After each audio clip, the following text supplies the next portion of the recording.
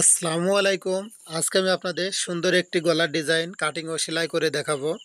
তো একটি বক্রম দুই ভাঁজে ভাঁজ করে নেবেন। গলার লম্বা দিবেন 6 ইঞ্চি, আড়ে দিবেন 3.25 ইঞ্চি।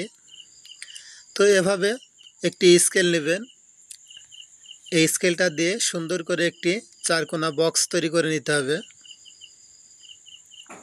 তো এরপর একটি গ্লাস নিব। তো এই গ্লাসটা এভাবে রাখার কারণ হচ্ছে যাতে আমার গোল গলাটা অনেক সুন্দরভাবে রাউন্ডটা হয়। তো এভাবে রাউন্ডটা হওয়ার পর এখানে বাড়তি বক্রম নেবেন 6 ইঞ্চি পরিমাণ। তো বাড়তি বক্রমটা আমি এখানে কেটে নিব। এরপর আমি এখানে গোল গলা করে কেটে নিব, তারপরে আমি ডিজাইনটা করে দেখাবো। তো এখানে আপনারা 1.25 ইঞ্চিতে একটি চিহ্ন করে নেওয়ার পর একটি স্কেল দিয়ে এভাবে একটি চিহ্ন করে নেবেন।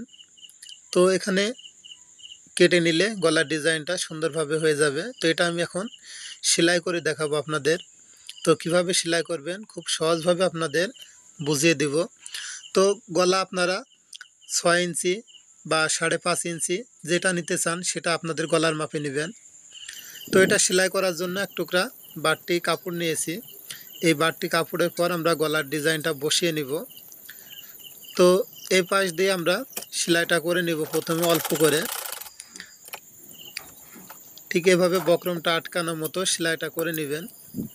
এরপর আমরা এই পাশ দিয়ে সুন্দর করে সেলাইটা করে বক্রমটাকে সুন্দরভাবে কাপড়ের সাথে আটকিয়ে নিব।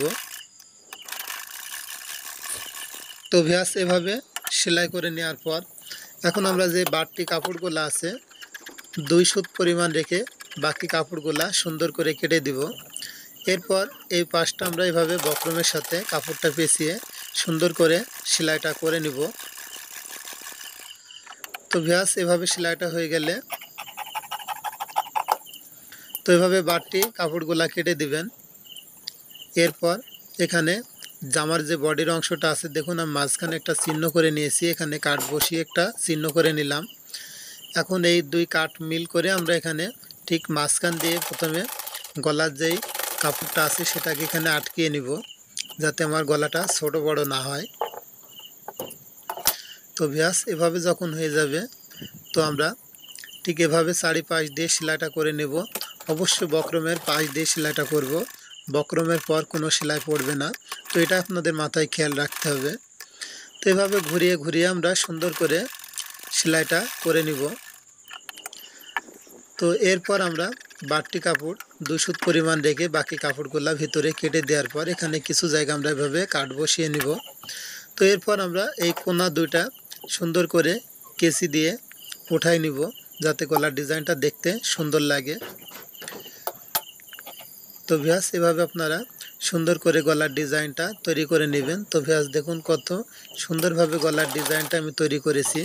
তো এখানে আপনারা একটা চাপ সেলাই করে দিবেন যাতে আপনার গলাটা কোনো দিকে না উঠে বসা করে।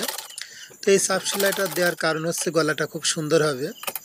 তো ভিউয়ার্স ভিডিওটি যদি ইউটিউব থেকে দেখে রাখেন অবশ্যই ইউটিউব চ্যানেলটি সাবস্ক্রাইব করে রাখবেন। আর যদি ফেসবুক পেজ থেকে দেখেন অবশ্যই ফেসবুক পেজটি ফলো দিয়ে একটা শেয়ার করে দিবেন ভিডিওটি।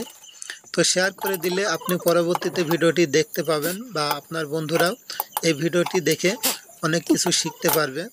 তো ভালো থাকবেন, আবার দেখা হবে অন্য ভিডিওতে।